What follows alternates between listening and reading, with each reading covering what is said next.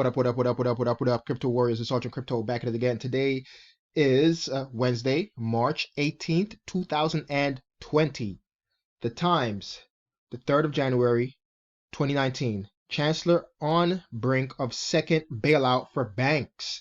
This is coming out of the Genesis Block newspaper. The true meaning behind Bitcoin captured in the Genesis Block by Satoshi Nakamoto on January 3rd, 2009. The first event on the Bitcoin blockchain occurred. Its founder placed an important notation indicating the intent behind what he had just created. The London Times ran a cover story entitled Chancellor on Brink of Second Bailout for Banks. This title was quoted and embedded into the first transaction ever to be included in the new Bitcoin blockchain by Satoshi Nakamoto. The block containing this transaction was called the Genesis block. So the very first block on the Bitcoin blockchain called the Genesis block. And that's what Satoshi placed on the Genesis block was the newspaper, or what was highlighted on the cover of the newspaper, on the front page of the newspaper. So let's get into it. Airlines seek $50 billion US bailout to survive coronavirus turbulence. Oh my bad. I should have said the boo-boo turbulence. Don't want to get a strike from YouTube. Now the airlines are seeking a bailout. They received one back after 9/11. 9/11 happened. Planes crashing out of the sky. Nobody wants to fly. Makes sense. Okay. You know, they got a little help. Now they're seeking the same thing again. Nobody wants to fly. You know, this boo-boo is happening around the world. And no one wants to fly, no one wants to catch it, and no one wants to, you know, if they already have it, spread it. All right, everybody's being on quarantine, so on and so forth. All right, so here it is. The trade group is asking for $29 billion in federal grants, with $25 billion for passenger airlines and $4 billion for cargo carriers.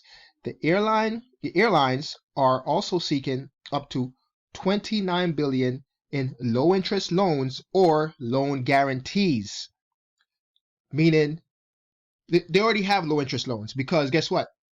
We already saw the Fed cut interest rates down to zero. I know that's between the banks and stuff, but the interest rates for companies and individuals will be effectively almost as low. Okay? And they want federal excise taxes on fuel, cargo, and airline tickets to be suspended through the end of next year. So not through the end of 2020, through the end of 2021.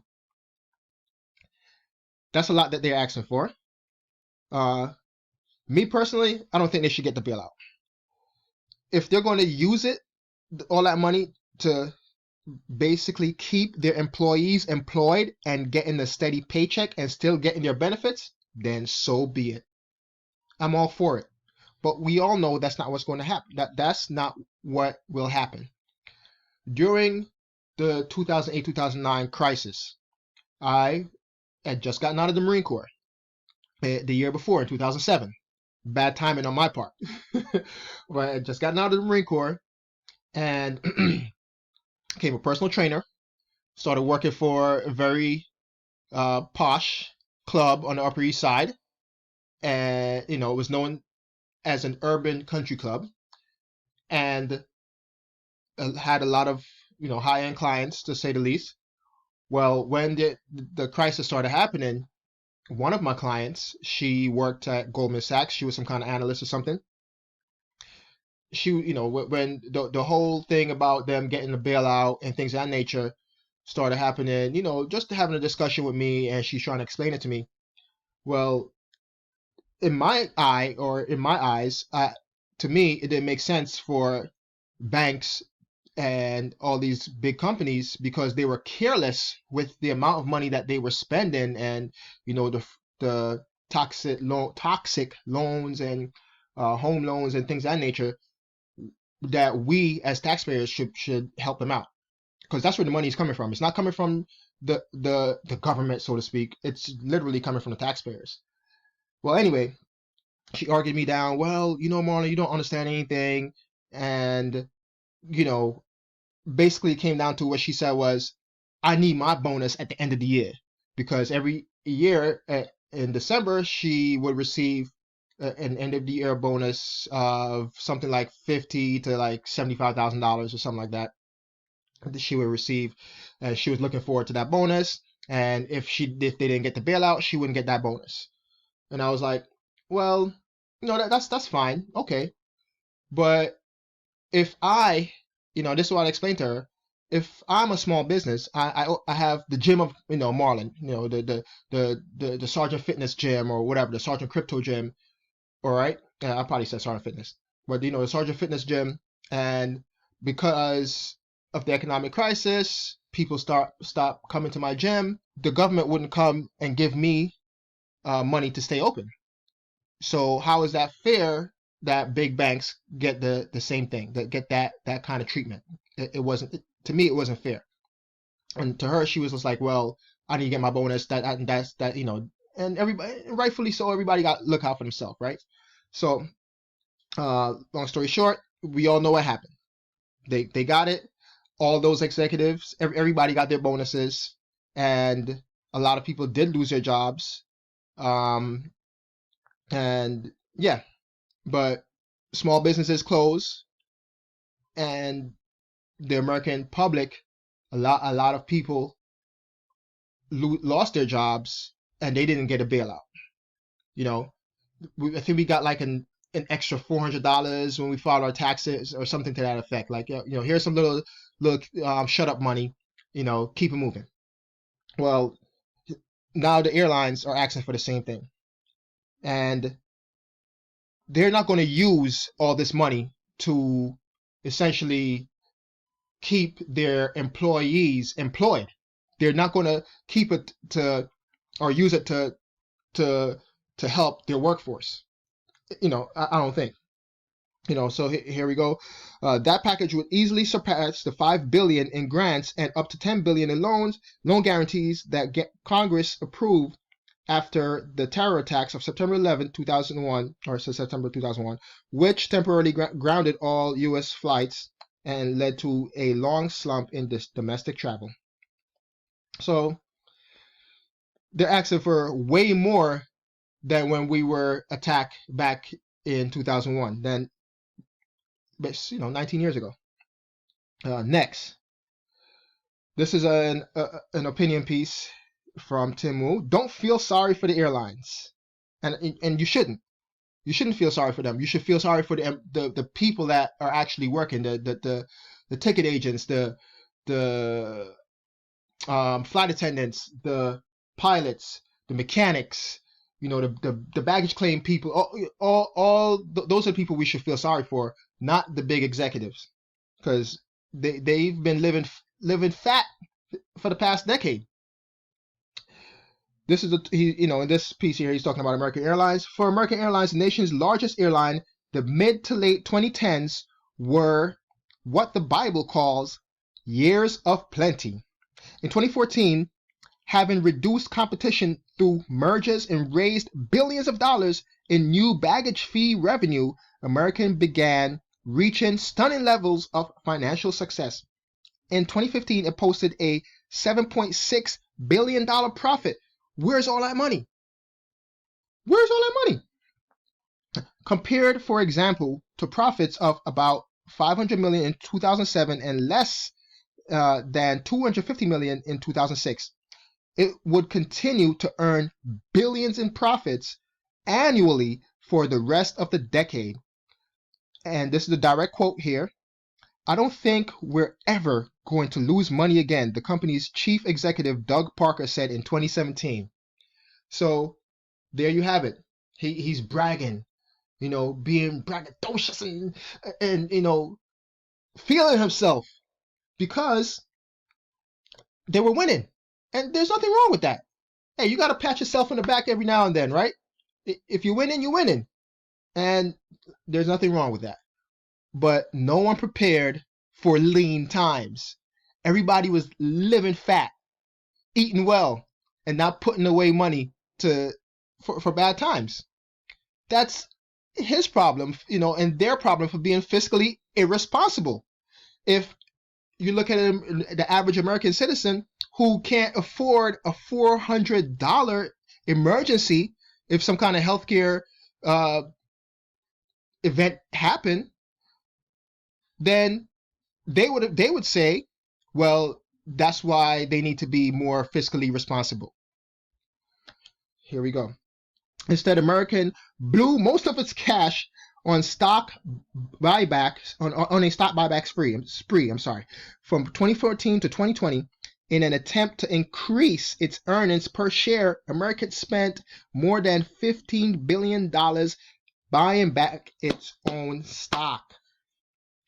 And that wasn't the only that's not the only company that's been doing it. But these airlines, instead of putting money away and have some kind of savings or some extra cash, they're buying back stock. And the more the stock, quote unquote, perform well, the more the C-suite gets paid, because it's based on the stock performance. So this is why they kept buying back stock, because the higher the stock price goes, and every quarter they can show that by the end of the year they get their bonuses and all this other stuff, right? So at no time during its years of plenty did American improve how it treats its customers. Change fees went up to $200 for domestic flights and up to $750 for international. Its widely despised baggage fees were hiked to $30 and $40 for first and second baggages, or second bags.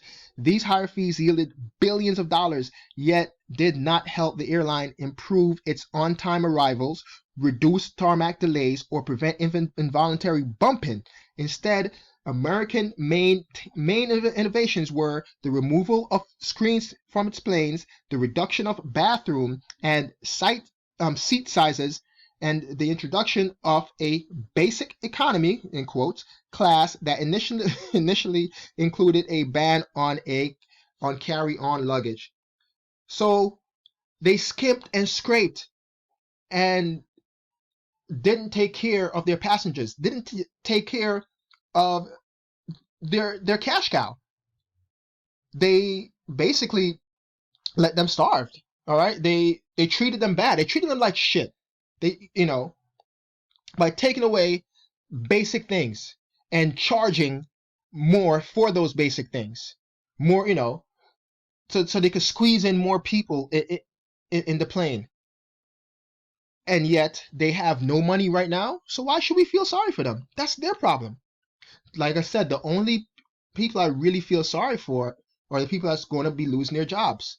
The mechanics, the baggage dudes and girls, the baggage people, the ticket people, the flight attendants, the pilots. Those are the people I feel sorry for, not the C-suite people they're going to take these billions of dollars, coming from the taxpayer and basically helping themselves, because they're going to still get their bonuses. They're not going to use the money to keep these people employed. And I think Congress and the government as a whole should put stipulations in to where they can't do stock buybacks, or they can't get their bonuses and things of that nature, that they have to use this money to keep their employees employed and allow them to keep their benefits. All right, because it's not just about being employed. If you have benefits as well, you're going to need those benefits, especially with this boo-boo spreading around the world. All right, and obviously I'm not the only one that feels that way. Let's go take a look at Twitter. Boom. AOC, 96% of airline profits over the last decade went to buying up their own stocks to juice the price, not raising wages or other investments. If there's if there's so much as a dime of corporate bailout money in the next relief package, it should include a reinstated ban on stock buybacks. And I agree with her. As a matter of fact, I'm gonna retweet that. Boom. Let's retweet it. Bomb. Right there. And she's 100% right. There should be some kind of stipulation in there where they aren't allowed to ever buy back their own stock ever again if they take this money. All right, let's go to the next one. S&P 500 companies spent over 50% of their free cash flow on average on stock buybacks instead of investing for the long term or retaining cash to weather crisis environments. Airline buyback figures are even higher. Before 1982, buybacks were illegal. I didn't even realize that. Yeah, I think I heard it on a podcast before that, before 1982, that buybacks were illegal. And these are the airlines right here. You have Alaskan Airline, all right. Share of free cash flow used for buybacks 2010 to 2019. They use 32 Alaska Airlines use 32.7%, Delta 50.4, Southwest 66.4, United 80.1. Wow. Combined a 95.8% compared to the S&P 500 as a whole, which used 52%. So the airlines were just, living fat during the last decade. That last decade of the longest economic growth in history, the longest bull run in history. And here you go. This is a retweet from Caitlin Long from this Jeffrey Gunleck person. I don't think government bailouts of over leveraged companies that got over leveraged via share buybacks at all-time highs, enriching executives and hedge fund investors will sit well with the American people. And it will not, because it's not sitting well with me per se. And I know it's not going to be sitting well with you guys. This is why it all comes back to it. This is why Bitcoin exists. This is why I tell my family, buy Bitcoin, and my friends, buy Bitcoin. Because with all this stock buyback, with all this bailouts and free money, zero interest rates, printing of money, quote unquote, the QE, this is why Bitcoin exists. Let's have a discussion in the comment section below. You let me know how you guys feel. Me personally, as someone that runs their own business as a personal trainer here in New York City, and I can't train anybody right now because everybody's at home. Is the government going to come and help me out? I don't think so. I wouldn't take out a loan per se if they were offering one, because it won't be as sweet as a loan that's given to these guys, a guaranteed. That's what it says right here. They're looking for loan guarantees, meaning that if they fail to pay it back, that they don't have to. Basically, that's the way I understand it. You let me know if I'm wrong, but yeah, let's have a discussion in the comment section below. As always, thank you for watching. Smash the like, hit that subscribe button, and share.